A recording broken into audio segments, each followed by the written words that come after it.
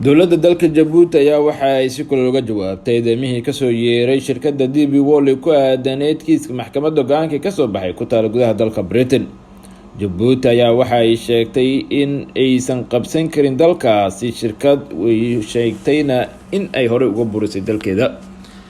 maxkamad ku taal gudaha dalka Britain ayaa waxa ay qaaday dacwad u dhaxaysa dowladda Jabuuti iyo waliba sidoo kale shirkadda DP World oo maamulaysa dekedda Dowrale ee gudaha dalkaasi Jabuuti muddo sanadooyin ah kahor intaan laga ceerinin 3 sano kahor. dowladda Jabuuti ayaana sheegtay go'aanka ka soo baxay maxkamadda Britain ku taal inaysan ahayn mid waafaqsan shuruucda caalamiga ah ee u yaala heshiisyada caalamiga ah ee galaan dalalka iyo waliba shirkadaha. DP World ayaana sheegtay in loo igmaday ama go'aanka ka soo baxay maxkamadda Britain ay ku sheegtay in uu yahay mid waafaqsan shuruucda caalamiga ah iyadoona lagu xukumay dalkaasi Jabuuti inay siiso magdhow gaaraya DP World lacag ka badan $1 bilyan balse Jabuuti ayaa arrintaas ku gacan saartay iyadoona sheegtay inaysan ahayn mid waafaqsan shuruucda caalamiga ah ee adduunka ku yaala isla markaasna aysan qaadan karin wax go'aan ah oo ka soo baxay maxkamadaasi. shirkadda DP World ayaa waxay maamuleysay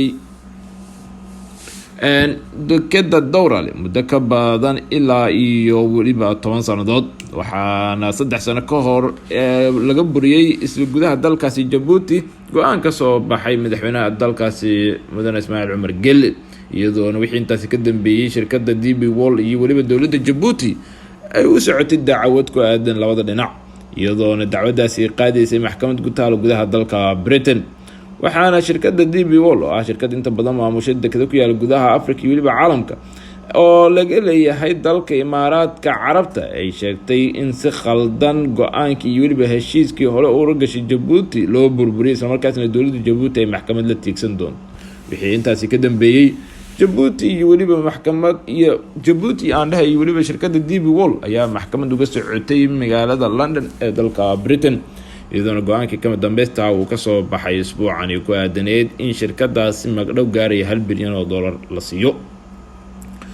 balse dowladda Jabuuti gaar ahaan wasiirka arrimaha dibadda ayaa waxa uu sheegay in uusan dalkani qabsan karin shirkad isagoo sheegay in hore dalkani looga xoreeyay dowlado. waxa uuna sheegay in arrinta ku aadan go'aanka maxkamadda uu yahay mid aysan qaadan doonin dowladda dalkaasi Jabuuti. walo ilaa hadda aan la ogeyn waxyaabaha ka dhalan kara dacwadda labada dhinac walow shirkadda DP World ay ilaa aysan hadda ka shaqeynin gudaha dalkaasi balse ay ka shaqeyso wadamo u dhow dalka Jabuuti kamid tahay Soomaaliya iyo waliba Ethiopia iyo waliba dalka kale Eritrea ayaa la ogeyn sida uu ku saameyn doono go'aanadaasi. walo ilaa hadda aan wax galo oo wax war ah uusan ka soo bixin